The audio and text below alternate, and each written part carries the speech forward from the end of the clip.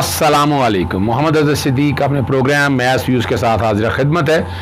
18 अगस्त 2022 शाम 7 बजे आप ये प्रोग्राम देख रहे होंगे।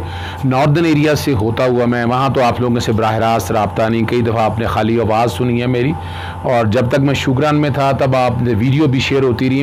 मैं अब वहाँ से शिफ्ट हो गया हूँ और आप कोशिश करूंगा कि रेगुलर आप तक मेरी अपनी आवाज़ के अंदर कुछ चीज़ें आती रहें। बहुत शुक्रगुजार हूँ इरफान हाशमी साहब का कि वो मेरी कमी भी पूरी करते रहें। 2-3 अहम इशू हैं जो आपसे बड़ा ज़रूरी है डिस्कस करना। सबसे पहले तो है कि लाहौर हाई कोर्ट में दिलीप अब्बास ने एक पटिशन दायर की थी काबिला को डिसक्वालीफाई करने से। वो काबिल समात ना थी, यानी आपने अगर किसी मेंबर को डिसक्वालीफाई करना है तो उसका प्रोसीजर दिया हुआ है आर्टिकल 62 और 63 में अगर कोई आप अगर बन जाए, अगर उसको क्वालिफिकेशन आ जाए तो पहले इलेक्शन रेफरेंस देना होता है स्पीकर को या चेयरमैन सेनेट को, फिर मामला जाता है इलेक्शन कमीशन के पास। आर्टिकल 63 सब आर्टिकल 2 वो मैं नहीं बयान कर रहा, बैकग्राउंड पे नहीं चल रहा चूंकि प्रोग्राम लेट हो चुका है, तो वो आज फिर टाइम मांगा गया था लेकिन वो दरखास्त फिर वापस ले ली। उस बिना पर अदालत ने डिसमिस कर दी है पटिशन। यानी बज़ाहिर तो मुझे भी कोई ग्राउंड नजर नहीं आती थी कि क्या रीजंस हैं कि क्यों ऐसी दरखास्त दायर की गई है कि जिसके आपके पास जस्टिफिकेशन नहीं है। पर चूंकि वो समझते हैं कि अपने तय उन्होंने कोई जस्टिफिकेशन बनाई होगी, लेकिन अल्टीमेटली वो दरखास्त जो है वो कोर्ट से वापस ले ली गई है। दूसरा अहम इशू था जो शहबाज गिल साहब के हवाले से था। मेरे ट्वीट अब ट्विटर हैंडल पे मैं बैकग्राउंड पे नहीं चला सकूंगा, मैंने आप लोगों को पहले बता दिया था। एक बात तो मैंने कह दी थी कि 48 घंटों का रिमांड है और ये तब शुरू होगा जब मेडिकल से जब इस्लामाबाद पुलिस के पास जाएगा।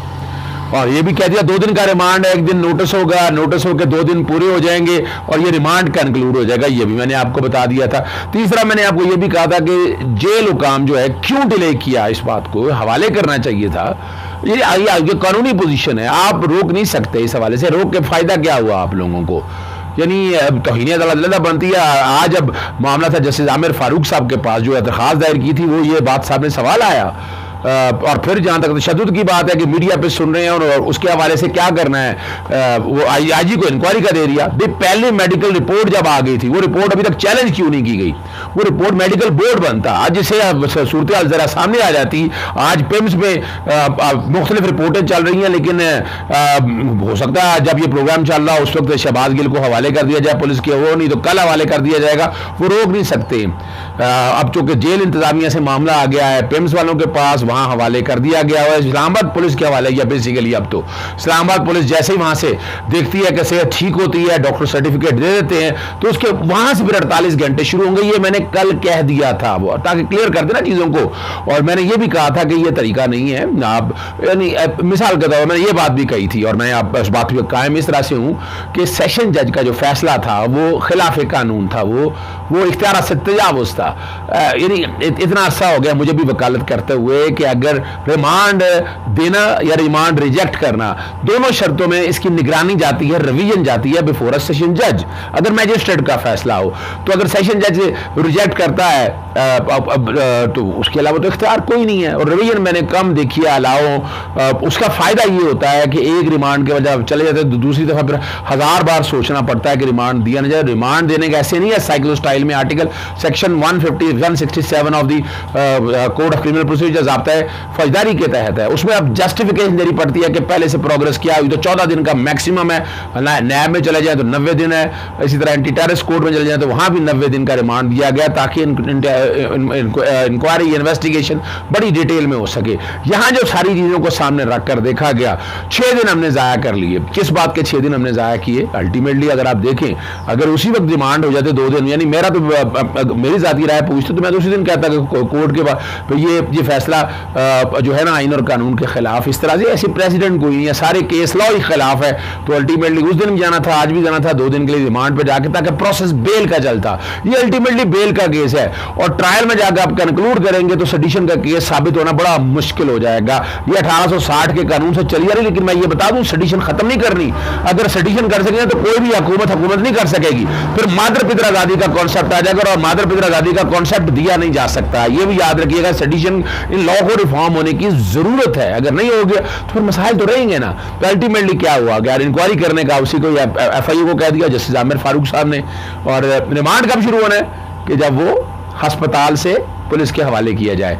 और उसमें मैंने ये भी बता दिया था 161 की स्टेटमेंटें आती हैं, जो भी कोई उसकी कोई कानूनी हैसियत नहीं है, जो भी बयान उसका आएगा उस बयान की कोई हैसियत नहीं है जब तक वो बयान 164 का मैजिस्ट्रेट 164 का मैजिस्ट्रेट के सामने दिया जाए, वो क्रॉस एग्जामिन होता है, टेस्टिफाई होता है। 161 का बयान जब ट्रायल शुरू होगा तो वहां जाके इसकी अहमियत होगी। तो ये भी परेशान होने की जरूरत नहीं है, दबाव जितना मर्जी आप डालते रहे, 161 के बयान की कोई अहमियत नहीं है। मैं वैसे आपको बता रहा हूं कि केस बड़ा वीक है, इसीलिए मैंने कई ट्वीट ऐसे किए हैं, मेरे ट्विटर हैंडल पे देख लें, जहां मैंने नवाज शरीफ का और बाकी लोगों के जो बयान हैं, चाहे राना सनाउल्लाह ले, मैंने कहा वो उठाकर सामने देख लें, बगावत उसके नजर आती है कि नहीं आती। बगावत का एलिमेंट बड़ा वाज़ेह तौर पर मौजूद है, इसलिए मैंने कहा कि जुडिशल कमीशन बना दिया जाए, लेकिन उस पर अमल दरामद नहीं हुआ।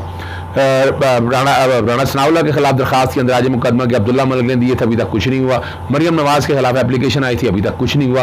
गवर्नमेंट ऑफ पंजाब में रहते हुए आप इस तरह के मुकदमे दर्ज करें, अदालतें देखेंगी बनता है या नहीं बनता, लेकिन इस तरह खुला जो मौका दिया जाना है, मैं नहीं समझता कि इसकी गुंजाइश किसी तरह से भी है और कोई जस्टिफिकेशन भी है। मेरी नज़र के मुताबिक तो बड़ी क्लियर चीज़ें हैं, हर चीज़ वाज़ेह तौर पर सामने आ चुकी हुई है।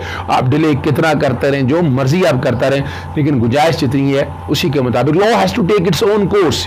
हकायक सामने, ये सच देखना चाहिए आपको। और अगर आप सही तरह से केस को प्लीड नहीं करते या एक एक चीज सामने नहीं लाते तो मसाइल तो रहेंगे आपके सामने। यानी शहबाज गिल के केस को सही तरह हैंडल नहीं किया गया, मैं बता रहा हूं आपको। कई मामला में ऐसे हैं जो फौरी तौर पर एक्शन होने बनते हैं। मिसाल के तौर पर जब तशद्दुद किया गया था, तशद्दुद के अगेंस्ट उनके लवाकिन में से कोई भी आके मुकदमे की दरखास्त देता, अंदाजे मुकदमा की दरखास्त देता, वो होता या नहीं होता, क्योंकि बात यह है ना कि आपने एक्सट्रैक्ट करने के लिए, टॉर्चर करने के लिए बैन अवी कानून मौजूद है, आर्टिकल 10A मौजूद है, आर्टिकल 9 मौजूद है, आर्टिकल 14 मौजूद है। इतना कुछ होने के बावजूद अगर आप खामोश रहे तो फिर कसूर तो फिर आपका हुआ ना जी। किसी को माजूर इल्जाम क्यों ठहराया जाए? शहबाज गिल का मैं आने वाले दिनों में मैं मंतकी अंजाम की तरफ देख रहा हूँ, इसमें कुछ नहीं मिला। इमरान खान को इन्वॉल्व करने की कोशिश की थी, वो गुंजाइश मेरी नज़र के मुताबिक कोई गुंजाइश बनती नहीं है। दूसरा अहम केस है जो ममनुआ फंडिंग के हवाले से अनवर मंसूर साहब बहुत बेहतरीन वकील हैं, बहुत धीमे मिजाज वाले आदमी और मेहनत करने वाले आदमी। आपको पहले बता दूं, जिस तरीके से वो पहले केस को लेके जाते रहे, वो बहुत रिमार्केबल का मामला है और उन्होंने बड़े आसान तरीके से सारे इस मामले को हैंडल किया है। आज लार्जर बेंच के सामने केस था, जस्टिस आमिर फारूक साहब एक्टिंग चीफ जस्टिस अपना बेंच की सरबराही कर रहे थे, जस्टिस बाबर सत्तार और अपना मौजूद थे, सॉरी जस्टिस मियां गुल औरंगजेब साहब और जस्टिस बाबर सत्तार साहब ये मौजूद थे। ये सारी चीज़ें बताई, अकाउंट कौन से बताए, कौन से नहीं बताए गए, सूबाई अकाउंट में पैसे ट्रांसफर किए, उन्होंने कहा सारी चीज़ मौजूद है रिकॉर्ड के ऊपर।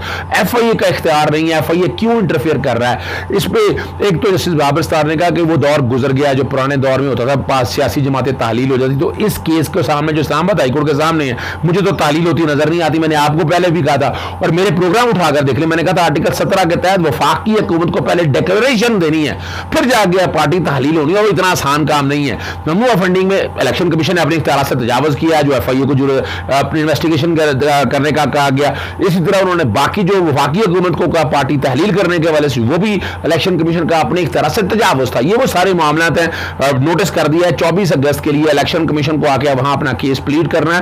और मैं जो समझता हूं, जो मुझे मेरी दानिश के मुताबिक है, ये केस बहुत स्ट्रांग है पाकिस्तान तहरीक इंसाफ का। अल्टीमेटली ये मामला जो है इलेक्शन कमीशन वाला जो मामला है, जो प्रोविडेंट फंडिंग जो जबरदस्ती पार्टली फॉरेन फंडिंग बनाया जा रहा है, वो अपनी मौत खुद मर जाएगा। मैंने आपको पहले बता दिया था, मैंने ओवरसीज पाकिस्तान की तरफ से पिटीशन फाइल कर ली हुई है। मैं पहले डेफेमेशन का नोटिस दे दिया हुआ मैंने, और मैं बाकायदा जो उनके नाम जिनको नॉन पाकिस्तानी डिक्लेयर किया उनकी तरफ से मैं आने वाले हफ्ते के अंदर भी मैं पिटीशन लेके आ रहा हूँ और मैं अदालत के सामने ये सारे मामला लेकर आऊंगा। ये वो मामला है सारे जिसको समझने की जरूरत है। ऑपरेशन रजीम चेंज के नतीजे में जो कोशिशें की जा रही थी इमरान खान को पार्टी अपना पाकिस्तानी सियासत से दूर रखने की, वो तो मुझे नजर नहीं आ रही है। पार्टी तहलील का मामला भी आपको पहले बता दिया, मुझे तो कोई नजर नहीं आता। डिस्क्वालिफिकेशन का केस भी मुझे नजर नहीं आता। और आखिर में मामला जो खास तौर पर इलेक्शन कमीशन के सामने है, वो तोशाखाना या तोशाखाना के हवाले से मिस डिक्लेरेशन की वो बात कर रहे हैं। मैंने आपको वजाहत के साथ बता दिया था। ये टैक्स ईयर के मुताबिक जाता है। आज टैक्स ईयर क्लोज हुआ है। जो मैंने रिटर्न में चीज़ें दी हुई हैं, जो एसेट्स है मेरी, जो लायबिलिटीज है, उस डेट पे आएंगी। उससे अगले साल में मैं कोई चीज़ खरीदता हूँ, बेचता हूँ किसी शक्ल में, वो मुझे डिक्लेयर नहीं करनी है। अगले साल में मैंने सिर्फ ये डिक्लेयर करना है जो 30 जून को मेरे पास होगा। तो ये केस भी बाहर नजर नहीं आ रहा। इलेक्शन कमीशन के पांच मेंबर बेंच थे और उन्होंने कहा, बताया गया कि जो है ना इमरान खान ने इस सारे मामले अगर देखा जाए तो वो तो इस्तीफा दे दिया है। इलेक्शन कमीशन हमारे पास इस्तीफा कोई आया नहीं है। हमारे आप बातें मीडिया पे सुनते रहे कि इस्तीफा हो गया, हमारे पास तो इस्तीफा कोई आए, ये मामले को भी देखने वाली बात है। डिप्टी स्पीकर की तरफ से भी आ गया, वो हमने नोटिफिकेशन हमने भी देख लिया। ये इलेक्शन कमीशन को खुद इंक्वायरी करनी चाहिए कि उनकी जात के हवाले से क्यों सवाल उठ रहे हैं। ये सवाल उठना कोई अच्छी आदत नहीं है। तो ये वाला मामला भी जो है इसमें भी अपना एडजर्न कर दिया है अगले हफ्ते के लिए इलेक्शन कमीशन ने, और ये सारे मामला को देखेगा। अली जफर गालिबन इस सारे मामले को प्लीड करेंगे इलेक्शन कमीशन के सामने। इस केस में भी 62(1)(f तो यहां इतलाक नहीं आ रहा। ये इलेक्शन एक्ट के सेक्शन 137 की बात है, इस पर मैं फिर किसी तफसीली बात करूंगा।